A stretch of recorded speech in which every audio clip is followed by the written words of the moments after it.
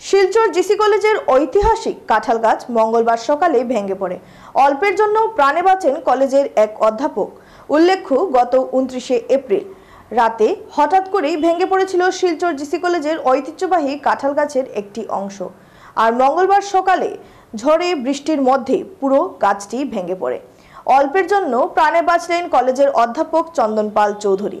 তার এবং আরেক শিক্ষকের গাড়ির উপরেই আছড়ে পড়ে কাঁঠাল গাছের বাদবাকি অংশ। গুরুচরণ কলেজের দীর্ঘ ইতিহাসের সঙ্গে জড়িয়ে ছিল এই কাঁঠাল গাছটি। ফলে গাছটি সংরক্ষণের জন্য উদ্যোগ নিয়েছিল কলেজ কর্তৃপক্ষ। কিন্তু তার আগেই আজ পুরো গাছটি ভূপাতিত হলো। এর সঙ্গে শেষ হয়ে গেল এই কলেজের বহু পড়ুয়া ও শিক্ষক শিক্ষিকার জীবনের অনেক স্মৃতি।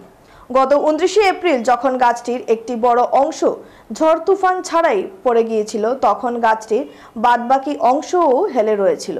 এই অংশটিও যে কোনো সময় ভেঙে পড়ার আশঙ্কা রয়েছিল। জিসি কলেজের এই কাঁঠাল গাছটির সঙ্গে এই অঞ্চলের বহু স্মৃতি জড়িয়ে রয়েছে। হঠাৎ করে গাছটির ওই অংশ ভেঙে পড়ায় উদ্বিগ্ন কলেজ কর্তৃপক্ষ। যোগাযোগ করা হয়েছিল বন বিভাগের সঙ্গে। কলেজের উদ্ভিদ বিভাগ গাছটিকে নিয়ে গবেষণা শুরু করে দিয়েছিলেন।